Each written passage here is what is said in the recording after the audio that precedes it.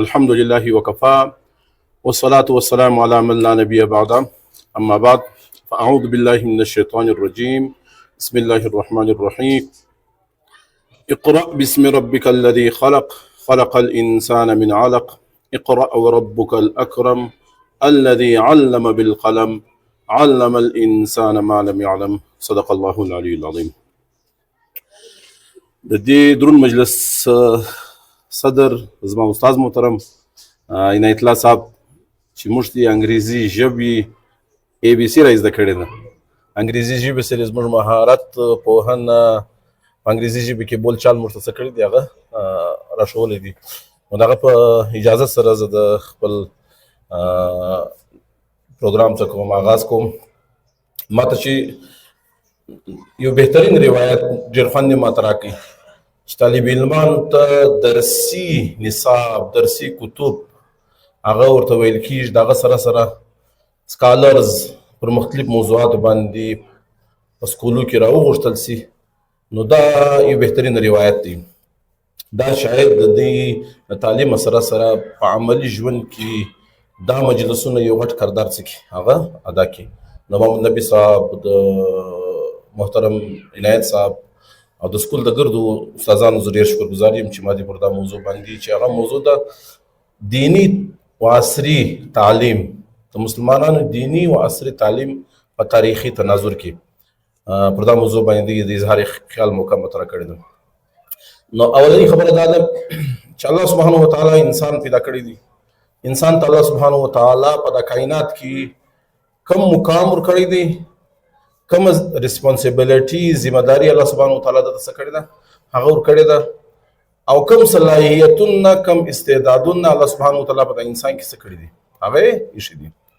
که موږ غور فکر وکړو، د قرآن حکیم مطالعه وکړو، نو په قرآن حکیم کې د الله سبحانه وتعالی او د فرشتو په منځ کې یو ډایلاګ دی، یو څه ده مکالمه ده.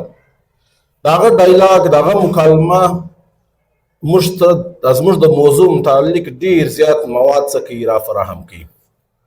موضوع زموږ ته دغه ده چې دیني و عصري تعلیم په تاریخي تناظر کې آیا دا عصري تعلیم چې موږ ورته وایو یا دینی تعلیم ورته وایو دا دوه جلا شان دي که دا یو شی دی؟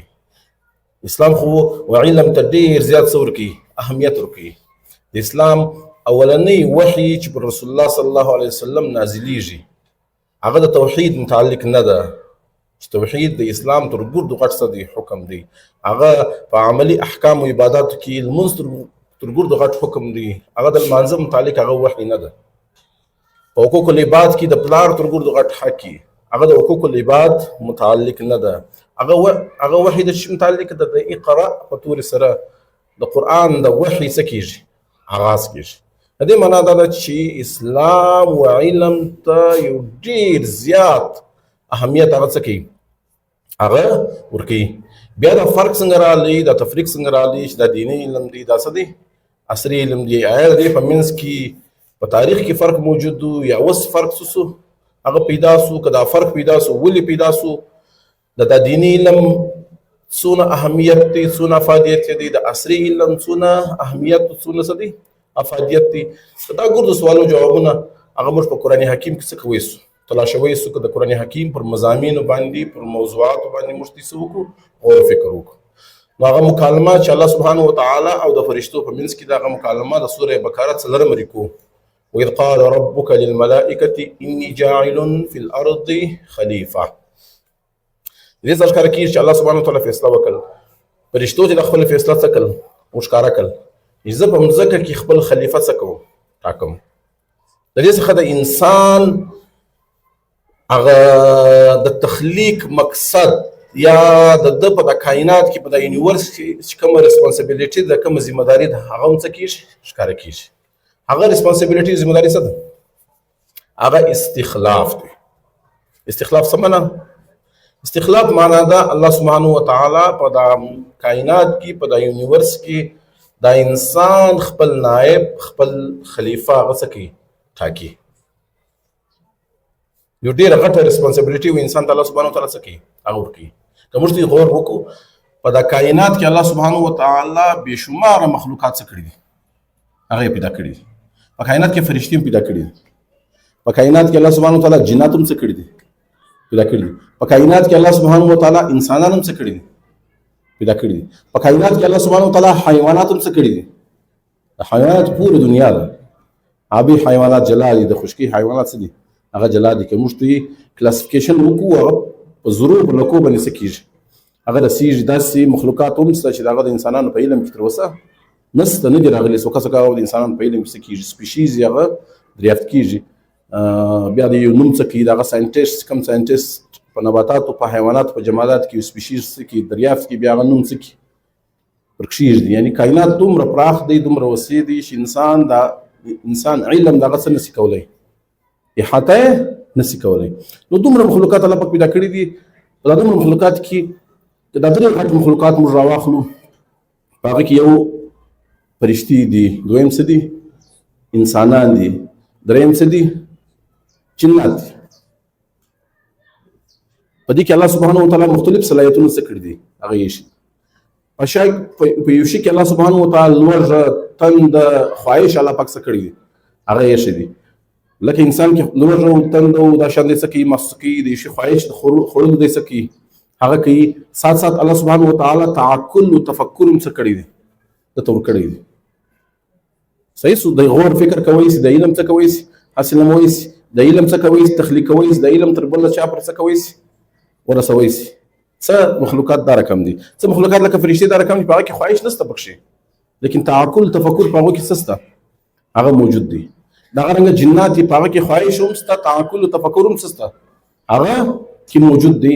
لیکن الله سبحانه وتعالی تر دا ګردو شانو انتخاب چې کوي چې په کائنات په یونیورس کې خپل خلیفہ ټاکي، هغه څوک مقرر کړي، هغه انسان څخه مقرر کړي. او دا انسان ته پریکټیکلی عملی طور د انسان فضیلت الله سبحانه وتعالی پر هغه مخلوق باندې چې پاک د ګناه د جرم کول څه نشته، صلاحیت او استعداد هم نه دي کې موجود. چې هغه څوک دي فرشتي دي، فرشتو کې خواهش څه نشته، د ګناه څه نشته، تصور نشته. پر دا فرشتو باندې الله سبحانه وتعالی د انسان څه کوي هغه افضل څه کوي افضل وګرځوي. صحیح بل ځای الله پاک وایي لقد کرمنا بني آدم وحملناهم في البر والبحر ورزقناهم من الطيبات. چې الله پاک انسان ما مکرم څه کوي پیدا کوي، دته قدرت ورکوي پر خشکی باندې، پر سمندر باندې، او د قسم قسم روزیان د انسان ته څه کوي ور نصیب کوي.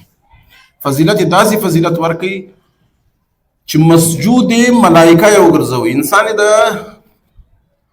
فرشتو هم څه وګرځوي مسجد وګرځوي. یعنې فرشتو ته حکم ورکړي چې انسان ته څه وکړه سجده وکړه، اگر چې هغه سجده تعبدي نه ولا د عبادت ولا سجده نه وسوه، سجده تعظیمي ولا هغه باندې د انسان د عظمت اظهار الله سبحانه وتعالی وکړي.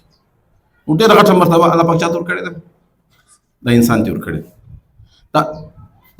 دا دونه غټه مرتبه، دغونه غټه درجه، یو درجه یو مرتبه چې ملاویږي هغه پر کوالیفیکیشن باندې، هغه پر استعداد باندې، هغه پر صلاحیتو باندې چاته څه کېږي ملاویږي. الله سبحانه وتعالی د انسان ته هغه استعداد هغه صلاحیتونه هم څه کړي دي هغه ورکړي دي. دغه کو چې مخته موږ څه وکړو مطالعه وکړو، په دې کې الله سبحانه وتعالی موږ ته راښکاره کوي چې هغه په کائنات کې د نائب خلیفہ څه کېږي مقرر کېږي. دغه دپاره الله سبحانه وتعالی دته استعداد هم څه کړي دي هغه ورکړي دي. هغه استعداد هغه امتیازي صفت چې الله سبحانه وتعالی څه کوي نشاندهي کوي هغه د علم څه دی صفت دی. الله پاک څه وایي وعلم آدم الأسماء كلها ثم عرضهم على الملائكة. علم یې کوم علم ورکړی دی؟ د علم د هغه دوه قسمونه دواړه الله سبحانه وتعالی چاته ورکړي دي انسان ته ورکړي دي. که هغه مطلب طبیعي علم دی چې هغه د فزیکل ورلډ سره لري تعلق لري، که هغه سپیریچوال نالج دی روحاني علم دی، د وحي علم دی، دواړه علم الله سبحانه وتعالی و اولنی انسان چې آدم علیه السلام دی هغه ته الله سبحانه وتعالی دا دواړه علم څه کړي دي هغه ورکړي دي. هغه اولنی علم چې د هغه په ذریعه باندې الله سبحانه وتعالی پر فرشتو باندې انسان فضیلت ثابت دی هغه کوم علم دی؟ وعلم آدم الاسماء كلها. الله سبحانه وتعالی په یونیورس په کائنات کې څه شان پیدا کړی، دغه نمونه، دغه خصوصیات، دغه څخه د استفاده کول طریقه چاته وروښول؟ آدم علیه السلام ته څه کړه؟ وروښول. ثم عرضهم على الملائکه فقال انبئوني باسماء هؤلاء ان كنتم صادقين. فرشتي ته ویل چې بس دا شان باندې ما خبر کې، دا شان په نومو ما څه خبر کې. کته دا داول لري موږ په انسان باندې سي افضل یا د انسان د پیدا کېدو، د انسان په کائنات کې د نائب جوړېدو څه نشته، ضرورت نشته. نو علم علوم چې دی هغه ګرد علوم د چا د جانب څخه دي؟ د الله سبحانه وتعالى د جانب څخه دي. هغه طبيعي علوم دي، هغه روحاني څه دي؟ علوم دي. صحیح سو. نو الله سبحانه وتعالى انسان دغه علم پر صفت باندې په خپل کائنات کې څه جوړ کړي؟ نائب خلیفہ یې جوړ کړي. فإما يأتينكم مني هدى فمن تبع هدايا فلا خوف عليهم ولا هم يحزنون. یو علم خلاص سبحانه وتعالى دا ورکي چې څه وکي د کائناتو په اسماء باندې خبر کوي، دغه په کوم شان موجود وو، دغه په خصوصیات باندې څه کوي؟ خبر کوي. وحملناهم في البر والبحر. د سمندر د خشکی باندې الله سبحانه وتعالى او انسان دغه علم پر بنیاد باندې څه ورکي؟ قدرت ورکي چې د سمندر د خزانو څخه، د ځمکې د خزانو څخه دې څه وکي؟ استفاده وکي. دا د خپل فائدہ کې بروي کار څه راولي. بلکې د ګردو په کائنات کې څومره مخلوقات موجود، د ګردو مخلوقات د انسان د خدمت لپاره، د کائنات د انسان د خدمت لپاره الله پاک څه کړی پیدا کړی دي چې لاګر د کائنات علم دی اصل کې د علم بروي کار څه کې هغه راولي. نو الله سبحانه وتعالى طبيعي علم چا تور کړی دي؟ انسان تور کړی دي. د طبيعي علم سره سره الله سبحانه وتعالى یو بل علم ور کړی دي چې داغه تعبیر الله سبحانه وتعالى په هدا سره کوي. فإما په داغه رکو کې الله سبحانه وتعالى ارشاد فرمایي، لاسنو مټکوي، فإما يأتينكم مني هدى فمن تبع هدايا فلا خوف عليهم ولا هم يحزنون. الله سبحانه وتعالى وانسان توای کتیل راس زما د جانب څخه علم هدایت راسي، فلا خوف عليهم ولا هم يحزنون. چا دغه هدایت اتباع وکړ، الله سبحانه وتعالى وای پر دا باندې من خوف نه به پر دا باندې سي هغه به حزني. د کائنات استفاده به انسان جن کی په کائنات کې الله سبحانه وتعالى خپل خلیفہ او نائب انسان څخه کړی دي، ټاکړی دي. او یو بل علم الله سبحانه وتعالى ور کړی دي چې هغه ریویلیشن ورته ویل کیږي، هغه څه ورته ویل کیږي؟ وحی ورته ویل کیږي. صحیح. امپیریکل نالج الله سبحانه وتعالى ور کړی دي، ریویلډ نالج پر وحی باندې مبني نالج الله سبحانه وتعالى څخه کړی دي. امپیریکل نالج د حصول د لپاره چې کوم ذرایع دي، حواس دي، حواس خمسه ظاهره دي یا حواس خمسه باطنه دي، یا انټیوشن دي، یا انساني فطرت دي، یا وجدان دي، دا غیر کړي دا سره سره الله سبحانه په دې کې د خطا څه امکان سته، چې مطلب دا انسان طبيعي علم حاصلې په کې د خطا څه امکان سته، په کې د څه کې د غلطي دی سي. لیکن یو دی علم الله سبحانه وتعالى اول انسان تر کړی دي چې هغه څوک دی؟ آدم علیه السلام دی چې هغه د پر وحی باندې مبني علم دی. اول انسان الله سبحانه وتعالى نبی او رسول څخه کړی ورستولیو. اول انسان الله سبحانه وتعالى د وحی علم ورکړی او هغه داسې علم ورکړی وو چې هغه علم کې د خطا څه نسته، امکان نسته. هغه علم دی چې الله سبحانه وتعالى علم دی د جبرائیل امین په ذریعہ الله سبحانه وتعالى او نبیان تسکی هغه ورکی. نو دا دواړه علوم د چا جانب څخه دي؟ د الله سبحانه وتعالى جانب څخه دي. دواړه علوم د مسلمانانو څه دي؟ میراث دي. لیکن په دواړه علوم کې یو علم دا ستا چې هغه کې د خطا د غلطۍ څه امکان سته، لیکن یو بل علم دا ستا چې پاکي د خطا او د غلطۍ څه نسته، هیڅ امکان هغه نسته. په نور لفظو کې کداغه وسط موږ راول خاصه پراخي کې راول بیا موږ دا وایسو چې فرض ک یو نقل دی، ټریډیشن دی، دویم څه دی؟ عقل دی، ریزن دی. صحیح دی. یعنی یو روایت دی، روایت معنا دا دی ټریډیشن دی، دا د الله علم د جبرائیل امین په ذریعہ د انبیاء علیهم السلام په ذریعہ او انسانان څه سوي دي رسیدلې. دی علم ته موږ ټریډیشن ورته وایي، دی علم ته موږ څه ورته وایي؟ نقل ورته وایي، دی علم ته موږ څه وایي؟ روایت ورته وایي. صحیح. دا داسې علم دی چې د دې تعلق د دنیا سره هم دی، د دې تعلق د چا سره هم دی؟ د آخرت سره هم دی. دنیا به هم د دې علم پر وړاندې څه کیږي؟ انسان څه کوي؟ ژوند تیروي او د هغه علم په آخرت کې هم زموږ د نجات څه جوړېږي، هغه ذریعه جوړېږي. سره مخاصیش دغه رنګه په نور الفاظ کې موږ تعبیر وکړو، دا یو علم د هغه سرچشمه دین او مذهب دی، دا بل علم د هغه سرچشمه ساينس او ټکنالوژي ده. مطلب د روایت، د ټریډیشن، د ریویلیشن هغه اساس او بنیاد څه دی؟ وحی ده، مذهب دی. او د ریزنینګ د انسان د حواس په ذریعه امپیریکل نالج کوم دی ګینی، هغه ته مرسول ورته وایي، ساينس ورته وایي. نو دین مذهب دا هم د مسلمان څه دی؟ میراث دی. ساينس ټکنالوژي دا هم د مسلمان څه دی؟ میراث پاتې شوی. دغه شی مطلب مفسرین لیکلي چې دا کوم آیت مستی مختصر کی تلاوت کی چې اقرأ باسم ربك الذي خلق خلق الانسان من علق. مفسرین وایي وایي د رب په نامه سره، هغه رب باسم ربك الذي خلق چې څه کړي پیدا کړي، خلق الانسان من علق، انسان د څه پیدا کړی دی؟ د وینې د ټوکړې څخه کړی دی، پیدا کړی. مفسرین دا وایي چې بسم ربک الذي خلق، د خلق څخه مراد ګرد یونیورس دی، ګرد څه دی؟ کائنات دی. کائنات څخه مراد څه دی؟ کائنات څخه مراد د غرونو هم دي چې هغه موږ جمادات ورته وایي، دا بوټي هم دي چې هغه ته موږ څه وایي؟ نباتات وایي. دا حیوانات هم دي چې څه مخلوقات الله پاک څه کړي دي؟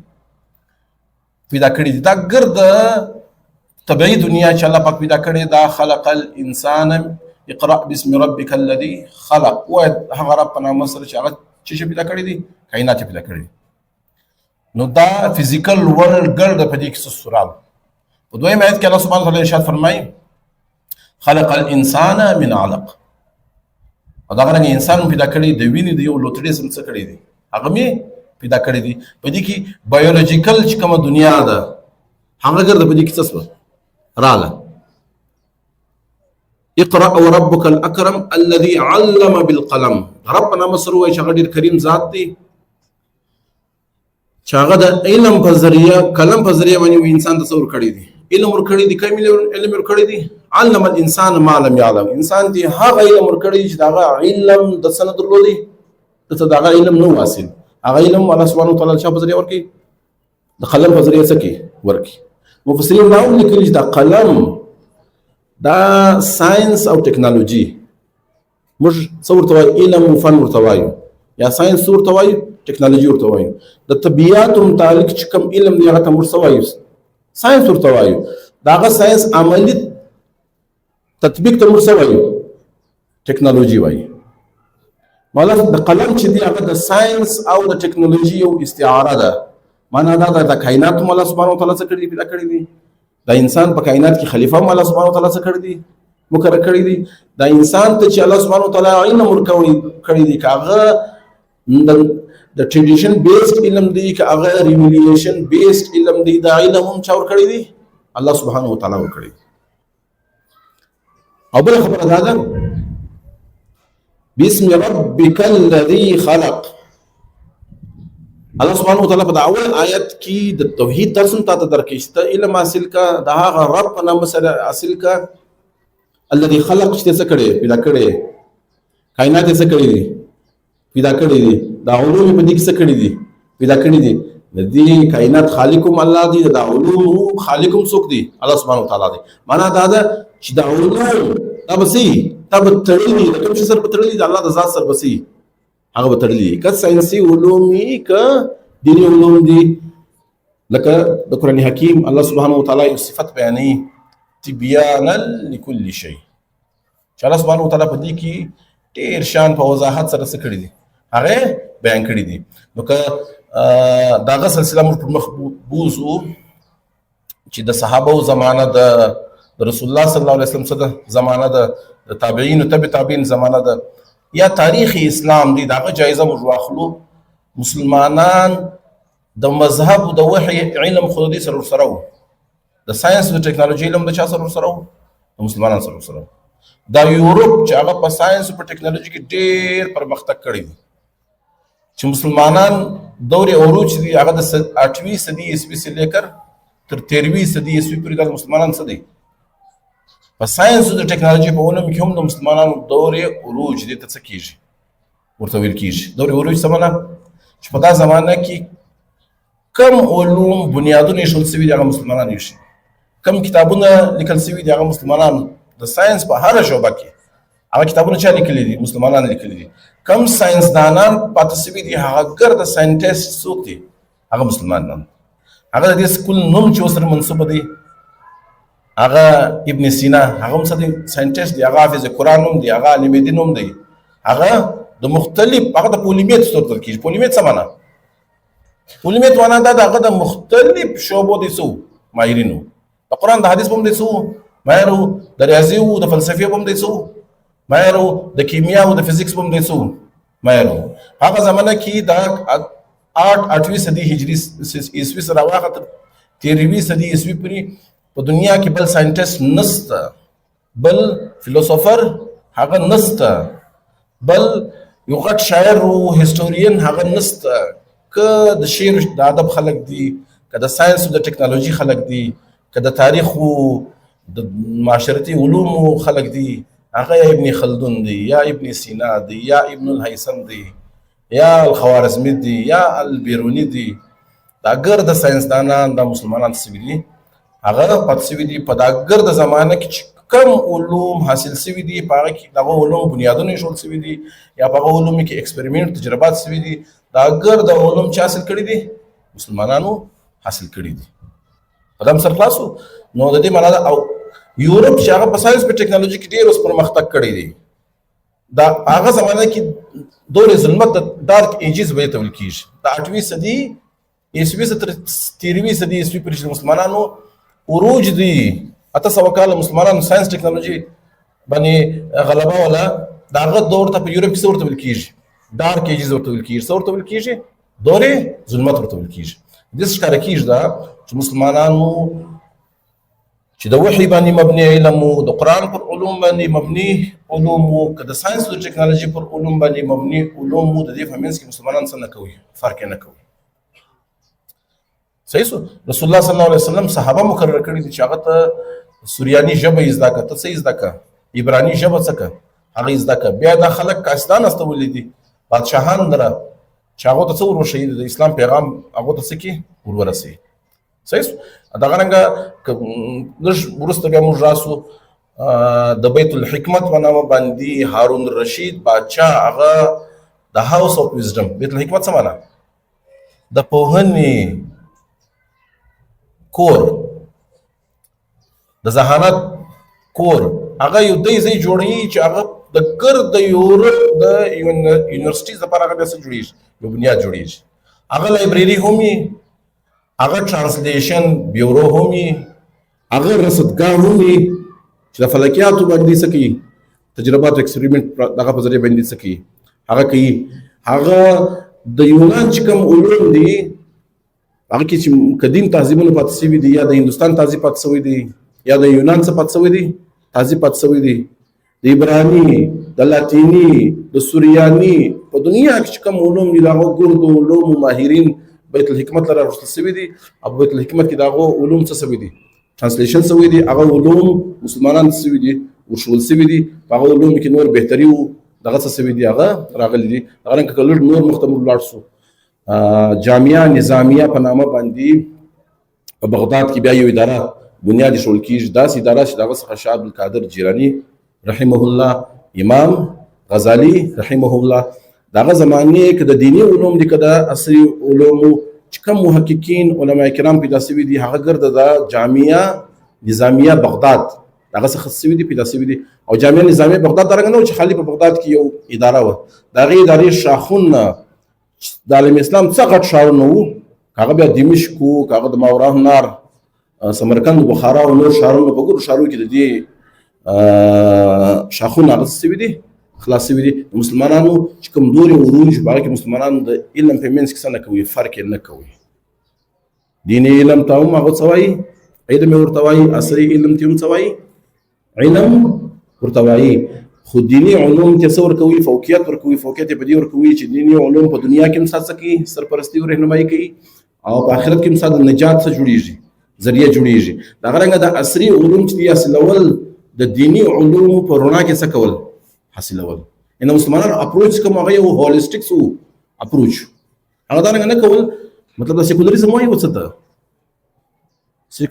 سیکولریزم وایي و دې د دین دنیا ته څه سره جلاک. اسلام ته درس نه درکې د دین دنیا ته څه بالکل سره جلاک.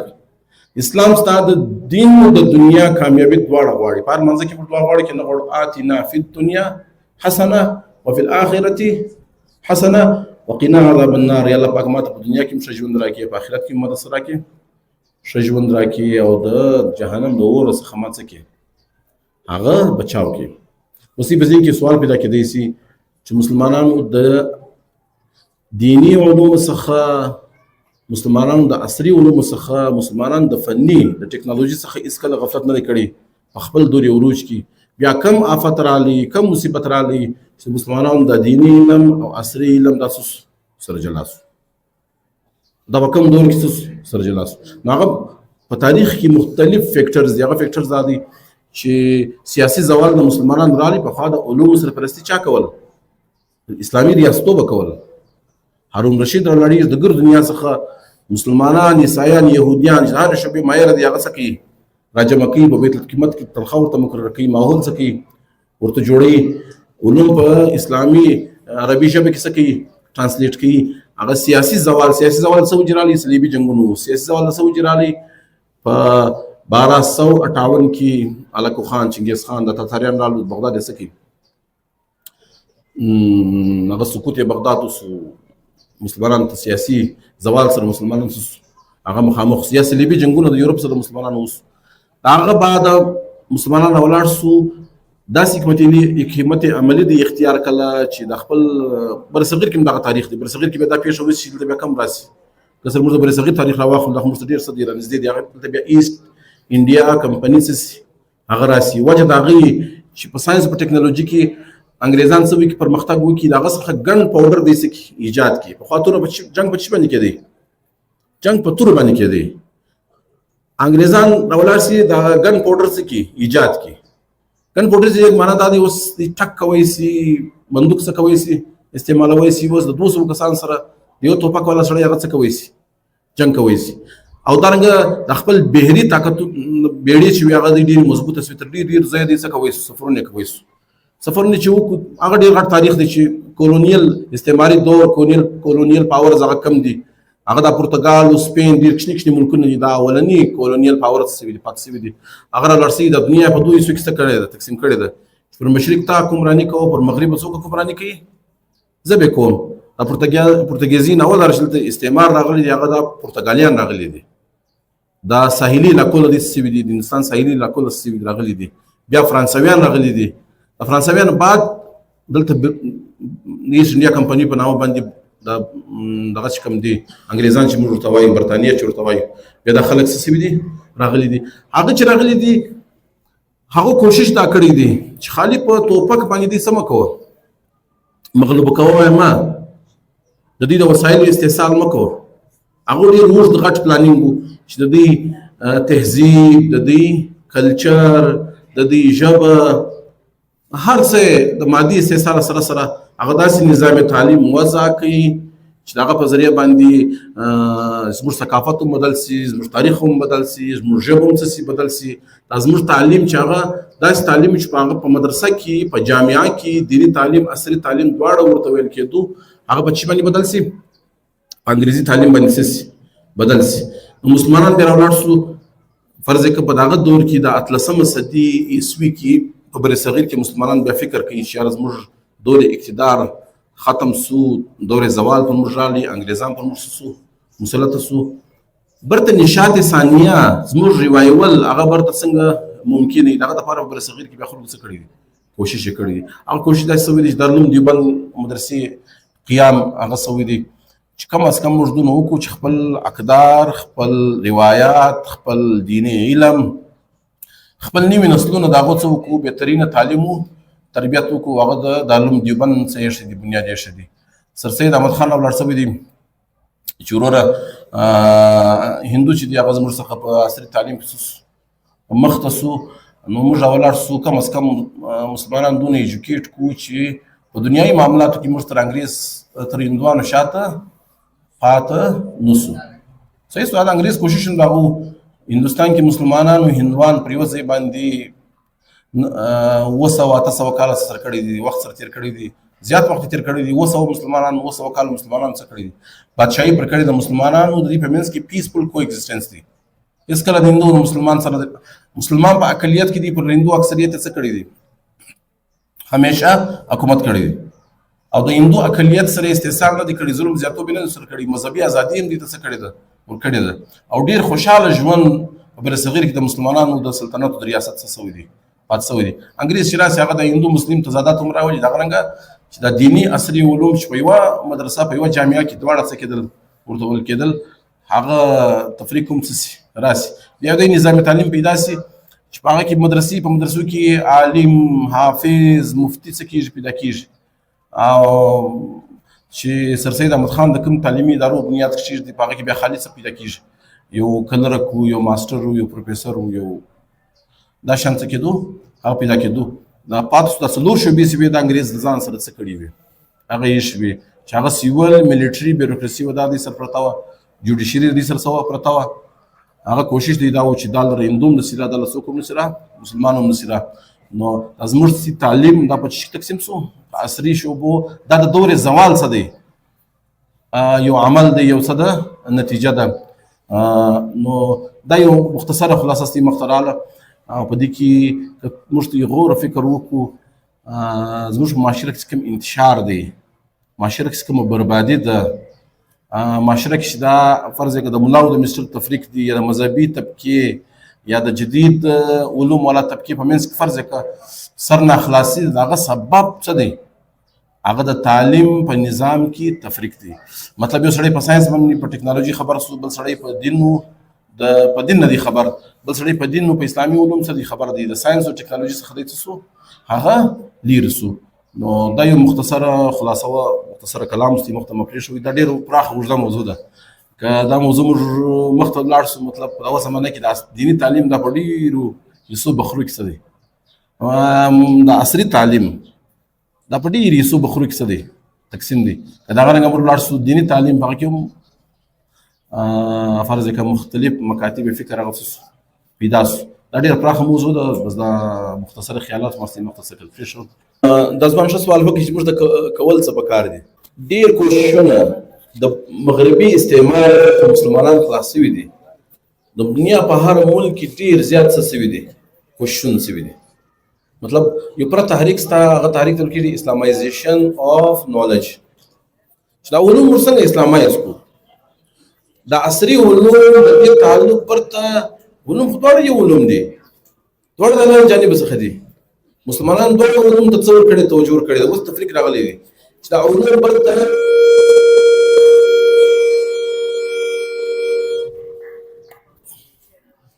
مطلب دا دوه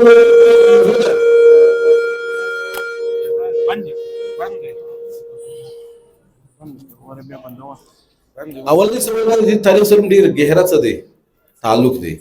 مطلب د ساينس او مذهبي علم دی په مقابله کې څه کوي، سرداري ولې سرداري او څه ما تیز دا هغه په اصل کې د یورپ کوم مذهب او هغه عیسائی سو مذهب او مذهب د توحید باندې مبني مذهب، لیکن هغه د شرک او خطا بلاړي، هغه د ټرینیټي تسلیث او خاطر لاړو. الته پوپ پر خلکو ډیر زیات سو ظلمونه وکړل. الته پوپ اخرت د جنت ټکټان څه کول خرڅول. الته پوپ راولاړ سو حلال حرام د دې اختیار په خپل لاس کې سکی واخستي. الته د ځان عقیدې څه کني جوړی کړي. الته د مذهب یو بیانک شکل، خوفناک شکل معاشري ته سکی ورپېښ کړي. دا په یورپ کې چې د رینیسانس یا د نشاط ثانیه چې ورته وایي یا ریفارمیشن د اسلام مذهب تاریخونه شروع دغه بعد د علم تعصري علم د څه متوجي سو هغه کې د مذهب مخالفت هغه راغی. اوس هغه سوشل ساينس مسلمانان د مغرب دوایي اتوماتیکلی د مذهب او مخالفت عناصر په هغه کې څه دي یو رنګه موجود دي. مسلمانان دا کوشش کړی دي چې دا علوم برته د مغربي اثرات څخه مرسته آزاد کو پاک کو دې لپاره په هر ملک کې کوششونه شوي دي. هغه کوشش لکه چې اسلامایزیشن اف نالج په نوم باندې پورا تحریک څه سوي هغه پات سوي دي لکه دا ناس نه د مشتش ناس ته کو په دې کې یو مذاکره وسی یو مجلس وسی کله کله په دې کې دا دستي ناس خلک دا سبا ډاکټران دي دا به پروفیسوران دي دا به د دینی شعبو څخه کېدای شي عالم دین او حافظان کې پیدا شي کېدای شي غټ ساينټیست کې پیدا شي یو خبره د بزیم کې راسي بیا کله کله دی غواړي دا خبره تحقیق شروع کړي ریسرچ شروع کړي تحقیق د ریسرچ بعد نتایج دې څه کې اخذ کې نتایج بعد کله کله د اراده جوړ شي عملی شکل څخه ورکو دا کوم کنفرنسونه چې دي اسلامایزیشن اف نالج دا په سعودي کې هم سوي دي په مصر کې هم سوي دي په پاکستان کې هم سوي دي په ملایشیا کې هم سوي دي د ګرد دنیا اسلامي ماهرین سوي دي راجم سوي دي په کتابي شکل کې دا هو دستاویزات هم موجود دي چې کوم سکالر سوي دي کوم اقدامات کول پکار دي کوم سکالر سوي دي کوم اقدامات اخصل څه دي پکار دي دا څه مثالونه په پاکستان کې هم څه لري وجود لري مثلا دا اسلامایزیشن اف نالج کوم کنفرنسونو دا په نتیجه کې څه یونیورسيټي په ګرد عالم اسلام کې جوړ شول فرض کړئ یو یونیورسيټي پاکستان کې جوړ شو انټرنیشنل اسلامیک یونیورسيټي اسلام آباد دا سمار څه کړی دی ام فل کړی دا آی یو ام په نامه په ملایشیا کې کوالالمپور کې یونیورسيټي جوړ شو په یوګنډا کې جوړ شو په ډاکا کې یونیورسيټي څه ولا هغه جوړ شو هغه پرداشان باندې سوچ وکي چې راسي د دواړه علوم سره نږدې کو اوس فرض کړئ اسلامي یونیورسيټي پاکي عربي پاکی اسلامی معاشیات پاکی اسلامی قانون څلور شعبې پر یوځای څه کېدلې دا پیدا سولې دا څلور شعبو کې پکار دي چې قانون موږ خپل اسلامي قانون جوړ کړو معیشت موږ اسلامي معیشت جوړ کړو دا سوشلیزم سرمایه‌دار نظام څخه ځان خلاص کو قانون خپل کو معیشت خپل کو اسلامي علوم په اصلي تعلیمي ادارو کې موږ کو پی ایچ ډي او ام فل فخلو کو عربي ژبه چې مسلمانانو تهذیبي ورثه ده دا برته سکو راځوندې کو او که منیجمنت ساينسز سکوای سوشل ساينسز سکوای هغه د پاره بیا داس کورسونه کې شول فرض ک خپل عقیده د اساسي خبر سي په اسلامي احکام د اساسي خبر سي په اسلامي تاریخ په سیرت رسول صلی الله علیه وسلم صحابه په سیرت اساسي خبر سي دا هغه په اسلامي تهذیب او تمدن د اساسي خبر سي دا فائدہ دا و چې د خلا د منسٹر صاحب د ملا صاحب په منځ کې و اخلا ختم وسو وس درن کوشن هر ځای بیا سوي دي هغه سوي دي په کار دا کوشن څه پاتې جاری پاتې نور مثال زر کوم دغه سم مخکې کوشش سوي دي اسلامي یونیورسيټي باولپور په نامه باندې عباسي او خلافت پاتې سوي دي ریاست باولپور پاتې سوي دي پاکي یونیورسيټي جوړ شوی ده 1925 کې جوړ شوی ده په کوم نامه باندې د پنجاب اوسم دوی مغاټ یونیورسيټي د اسلامي یونیورسيټي باولپور ده دا باولپور نوابان څه کړی ده جوړ کړی دا مقصد لپاره جوړ کړی ده د ګور دنیا څخه محققین علما څه کړی راغوښتي دي چې د اسلامي علوم عصري علوم پر یو ځای ویلسي دا په هندستان کې ستا عثمانیه په نامه باندې درابط دکن کې هلته اسلامي ریاست پاتې شوی هغه دا کوشش کړی دي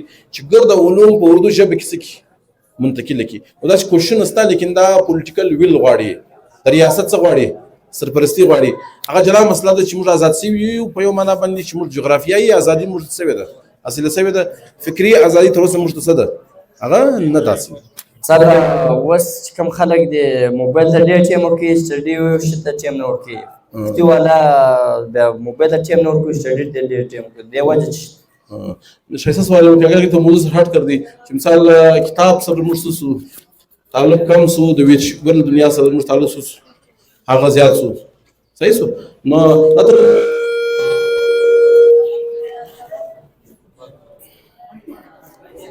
مثال د کتاب سره تعلق کم سو د موبایل سره د سکرین سره موږ تعلق سو هغه زیات سو د دې موبایل دا تربیت پکار دی اصل شی څه دی تربیت دی د ټکنالوژي دونه پرمختګ د ګرنیا علوم درالو موبایل درالو د کمپیوټر سکرین درالو د څخه استفاده بغیر چاره نشته دا موږ یوټلایز کوو به هم څه کوو استعمالو به هم لیکن دا څنګه نه کوم خپل خاص کر ماشومان زما خپل بچی دی د سبق وایي محمد تقی په پیژنې 7 کلاس دی وایي بیا اوس ما واسطه وي بټابات پبلک سکول دوره سبق وایي دا هم تعلیق ما د خپل سټوډنټ نه په کار دی بچی درجه انسان ورکی زه خپل لازمه سټوډنټ په کالج کې هغه د بچی درجه ورکوم د بچی په ستر ورته ګورم د بچی سره رهنمایي سرپرستی کوم کوشش مې دی دا زما سټوډنټ هغه ته د درجه څخه کم هغه ورکم زما د خپل بچی متعلق زین دادی زما بچی تر ولسم جماعت پورې سنه کې و کمپیوټر موبایل کسر نه کې استعمال دومره استعمال چې د زده کې د کمپیوټر علم د تاسیس حاصل سي که په دا عمر کې فرض کې هغه فتنه او ازمایش هغه ډیر دی استفاده پاره کې څه ده کم ده میچورټي لیول ذهني استعداد دی هغه لیول ته نه رسیدلی چې مثبت څه کې استعمال کې. ایون زما د عمر سړی چې هغه 40 سال 45 سال ته ورسېږي زما څخه دی غیر ضروري استعمال یا منفي استعمال وسي سترګه ماشومان هغه د مثبت استعمال گنجائش ډېر کم دی. په کار چې ځان جلوه ساتي زده کی ځان په پوکي لیکن ځان څه کی جلوه ساتي موږ وخت راځي کی ستي وخت به خېډ درځي کی چې کله تا وویل چې دیني او عصري علوم چې دا سره جلا دي نو دا څه کول په کار دي دا دوه څنګه سره زندي اوس آیا سکول دا په کار دي چې ملایان دلې راولي که مدرسې والا ته دا بیا په کار دي چې انجنیران دوی مدرسې ته واسطه چې برته موږ د تعلیمي ادارې جوړې کو لکه سعودي زي مثال درکوم د دنیا یو مثال ډیر مونږ ډیر تجربه کړې دي دغه اسلامایزیشن اف نالج کانفرنسز په نتیجه کې کړې دي. عنایت صاحب حج عمره کړې ان شاء الله هغه بتللی سعودي عرب ته د سعودي عرب پولیس افسر دی که یو پولیس کانسټیبل دی که یو عام سړی دی که ټیکسي ډرایور دی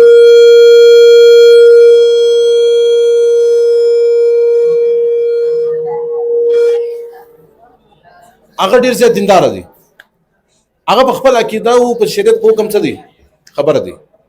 ستا یو غټ افسر بي جج بي ستا پارلیمنټریان دی هغه کله کله سورې اخلاص نسی ویل هغه قانون سازي کوي د ګرد پاکستان کانسټیټیوشن باندې ګوته وي د پاکستان لپاره قانون سازي کوي د پاکستان کې شوبې ادارې وي لیکن د دیني علم دومره کم یې سورې اخلاص نسی ویلای ایمان مجمل مفصل ده نه یزدا صافي سران داس کې د شاغه د شان سرناوله دی سبب څه دی سعودي ولا سعودي کمال وکي کمال سعودي مطلب دار شاندار ملک شاته پورا صحیح تاریخ د سعودي تاریخ د سعودي کې دوه خاندان پاتې دي یو آل شیخ خاندان دی یو آل سعود صدی خاندان دی یو ولاسو چې کوم شرک او بدعت د شان په معاشره کې موجوده خلاف आवाज سکی پورته کی دا بل آل سعود خاندان ولاسو مطلب هغه رنګ نوټیبل زو هغه ریاست په لاس کې سکی واخستې دی مایده سره وسول چې ته مذهبي دغه مساسري ترجی او ریاستي ترجی اختیار بس ما سره نو سعودي د خپل